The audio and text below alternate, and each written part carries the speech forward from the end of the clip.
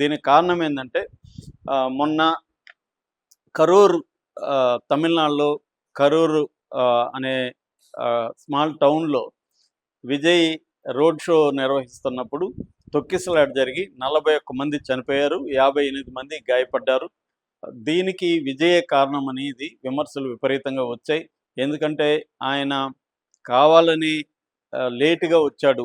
మధ్యాహ్నం 12:30 గంటలకి జరగాల్సిన సభ 7:30కి నైట్ 7:30 జరిగింది. ఆయనేమో ట్వీట్ చేసి 8:30, 8:45కంతా వచ్చేయమని పిలిపించాడు. 9కంతా గుమికూడడం మొదలుపెట్టారు. మధ్యాహ్నం అయ్యే కొద్దీ పెరిగారు ఆ సంఖ్య. సో కావాలని వాళ్ళని వెయిట్ చేయించి వచ్చాడు అనేది నెంబర్ 1 ఇది. నెంబర్ 2, అక్కడ 10,000 మంది మాత్రమే వస్తారని టీవీకే నాయకులు పోలీసుల నుంచి అనుమతి తీసుకొని 30,000 మందిని తరలించడం అనేది సెకండు. మూడవది, అక్కడ ప్లేసు సరిగా లేదు. జనమంతా కూడా రకరకాల అక్కడ రూప్స్ మీదంతా ఎక్కేశారు. ఆ రూప్స్ కూలిపోయినాయి. కూలిపోయి కింద ఉన్న వాళ్ళ మీద పడ్డాయి. దానివల్ల కూడా జరిగింది. అట్లాగే విజయ్ వెయిట్ చేయించడం వల్ల ఆ హీట్కి ఆకలి, దప్పిక వాటితో అలసిపోయారు. దానివల్ల సఫోకేట్ ఫీల్ అయ్యారు. విజయ్ రాగానే అందరూ తోసుకొని ముందుకు రావడంతో తొక్కిసలాట జరిగింది. ఇంకొకటి ఏంటంటే అక్కడ డ్రైనేజ్ ఉంది. ఆ డ్రైనేజ్ దీంట్లో కూడా చాలామంది పడిపోయి చనిపోయారు. సో ఈ 3 రకాలుగా, అంటే రూఫ్స్ పడి, డ్రైనేజీ, ముందుకు రావడంతో తొక్కిసలాట, ఈ 3 కారణాలు చనిపోయారు అనేది ఆ పోస్ట్ మార్టం రిపోర్ట్లో కూడా దారుణమైన విషయాలు వచ్చాయి. ఫ్రాక్చర్ అయిపోయినాయి చాలా లంగ్స్, చాలామందికి లంగ్స్లో ఫ్రాక్చర్ కనబడుతుంది. పగుళ్ళు వచ్చేసాయి. పక్కటెముకలు, ఎముకలంతా ఇరిగిపోయినాయి తొక్కడం వల్ల. సో ఎక్కువగా ఊపిరికోవడంలో ప్రాబ్లం అయ్యి చనిపోయినట్టుగా పోస్ట్ మార్టం రిపోర్ట్ వచ్చింది. దానికి సంబంధించి దీన్ని డీల్ చేయడంలో విజయ్ ఫెయిల్యూర్ అయ్యాడు. గవర్నమెంట్ ఇమ్మీడియట్గా స్పందించింది. స్టాలిన్ 3:30 అర్లీ మార్నింగ్ 3:30కి హాస్పిటల్కి వెళ్ళిపోయాడు. అంతకుముందే సెంధిల్ బాలాజీ లాంటి వాళ్ళని, మా సుబ్రహ్మణ్యం లాంటి వాళ్ళని అక్కడ మినిస్టర్ని పంపించాడు, కలెక్టర్ని పంపించాడు. ఇమ్మీడియట్గా వాళ్ళకి వైద్యం అందేట్టుగా చూసుకున్నారు. నష్టపరిహారం 10 లక్షలు పర్ హెడ్ ప్రకటించారు. సో స్టాలిన్ గవర్నమెంట్ ప్రకటించింది. ఎక్కడ కూడా విజయ్ని పొలిటికల్ విమర్శలు స్టాలిన్ కానీ డిఎంకే వాళ్ళు చేయలేదు బిగినింగ్లో. సో ముందుగా వాళ్ళు బాధితుల పక్షాన నిలబడ్డారు. దాని తర్వాత రాజకీయాలకి వచ్చారు.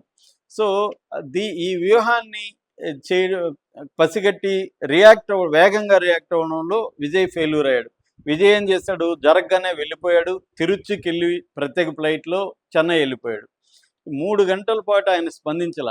3 గంటల తర్వాత ఒక ట్వీట్ చేశాడు. నా హృదయం మొక్కలైంది, బాధగా ఉంది, ఇలాంటి ట్వీట్ చేశాడు.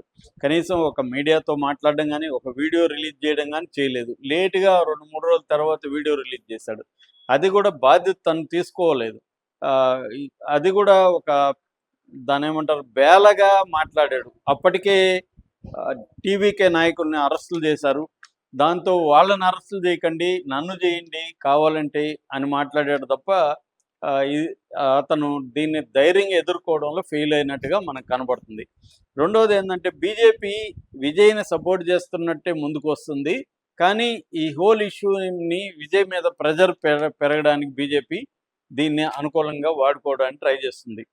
మరోవైపు స్టాలిన్ అండ్ డిఎంకే అటాక్స్ మొదలుపెట్టారు. ఎట్లా దీనికి కారణం విజయ్ అనేది ప్రొజెక్ట్ చేయడం మొదలుపెట్టారు. సో ఈ హోల్ ఎపిసోడ్లో విజయ్ సరిగ్గా డీల్ చేయలేకపోవడం విషయాన్ని, తన టీవీకే నాయకులకు భరోసా వేయడంలో ఫెయిల్ అయ్యాడు, ప్రజలకి బాధ్యత వహించడంలో ఫెయిల్ అయ్యాడు.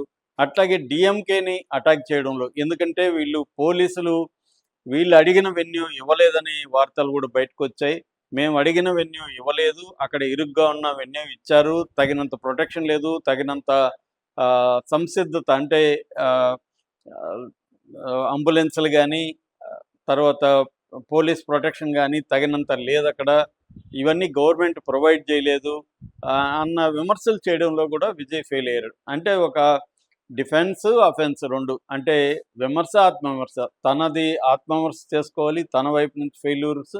రెండోది గవర్నమెంట్ని కూడా అటాక్ చేయాలి. ఈ రెండు చేయడంలో ఫెయిల్ అయ్యాడు విజయ్. అంటే ఇమీడియట్ స్పందించలేదు. సో కాబట్టి ఒక పొలిటికల్ పార్టీ ఎలా నడపాలి అనే దగ్గర విజయ్ ఫెయిల్ అయినాడు. పైగా కుట్ర దీంట్లో ఉందని చెప్పాడు గానీ, దానికి సంబంధించి కూడా గట్టిగా మాట్లాడలేకపోయాడు. ఈ మొత్తంగా ఏందంటే విజయ్ పార్టీని పెట్టి నడపడంలో ఆయనకి అనుభవం లేకపోవచ్చు గానీ, లేదా ఒక